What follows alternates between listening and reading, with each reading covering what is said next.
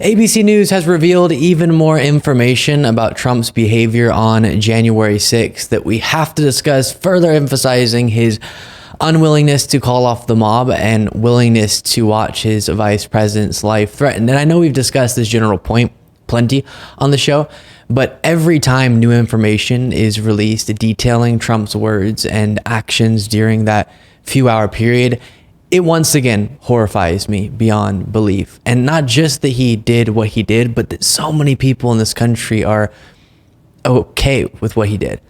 By the way, stick around for the entire segment. We have so much to go through and it's all super important. Also, if you would, click the alert bell so that you get notifications and make sure you are subscribed. With that being said, let's dive into some of this reporting. ABC News reports Special Counsel Jack Smith's team has uncovered previously undisclosed details about former President Donald Trump's refusal to help stop the violent attack on the U.S. Capitol 3 years ago as he sat watching TV inside the White House, according to sources familiar with what Smith's team has learned during its January 6th probe.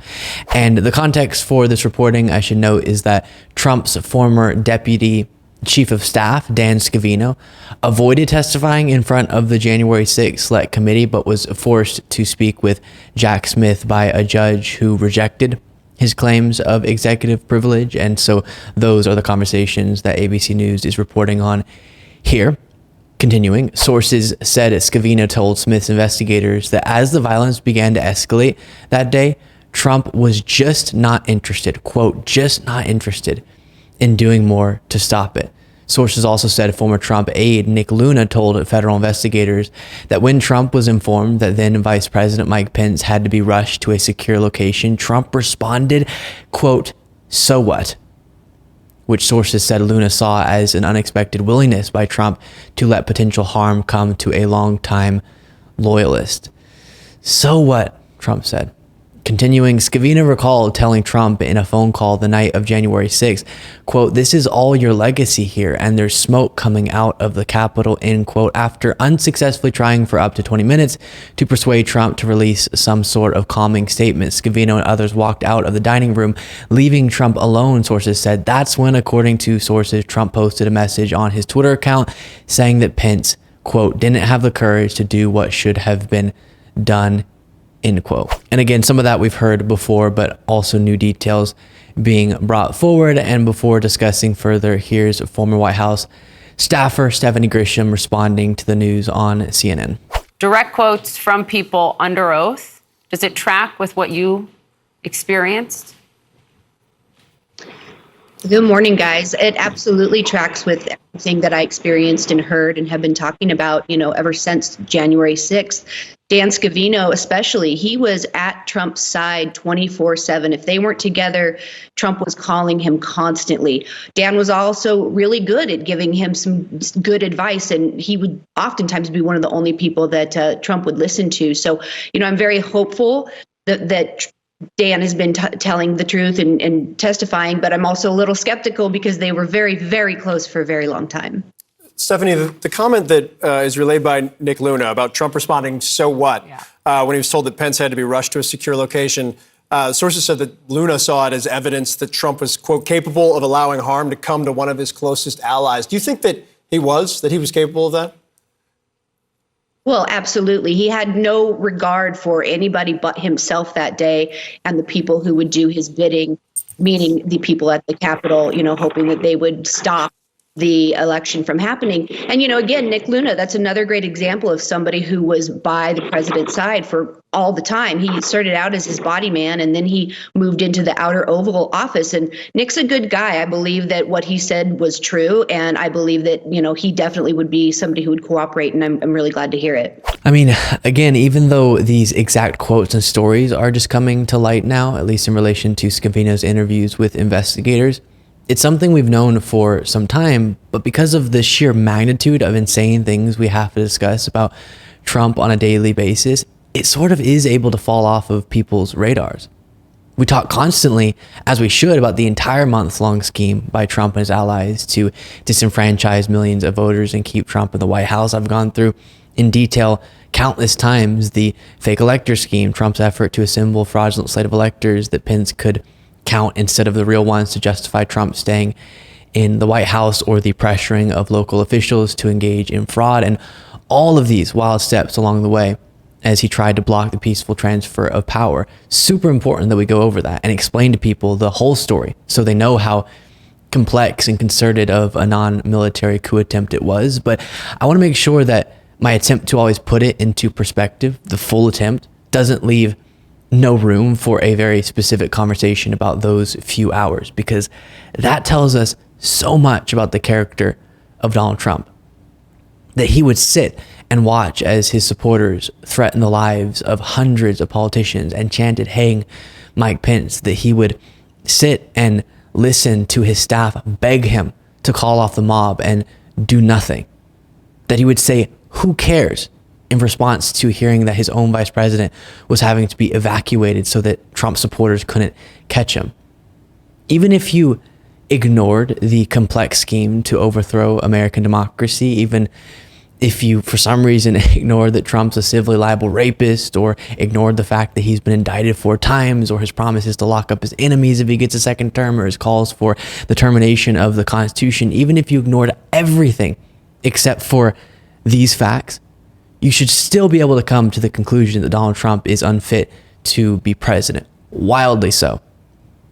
And again, I'm horrified by the fact that so many Americans just disagree with me. Now, while we're on this subject, I want to remind you of some of the testimony from Cassidy Hutchinson, another former Trump staffer in front of the January 6th Select Committee, that bolsters the same facts about Trump's actions and specifically attitude toward Mike Pence on January 6th. You heard the president, Mr. Meadows, and the White House counsel discussing the Hang Mike Pence chants. They're literally calling for the vice president to be effing hung. And Mark had responded something to the effect of, "You heard him, Pat. He thinks Mike deserves it. He doesn't think they're doing anything wrong." As rioters chanted Hang Mike Pence, the president of the United States, Donald Trump, said that, quote, "Mike deserves it." As an American, I was disgusted. It was unpatriotic. It was un-American. We were watching the Capitol building get defaced over a lie. This is actually the situation that we're currently in. A presidential candidate who has a shot at being president again did that last time he was in the White House, and people are still willing to vote for him.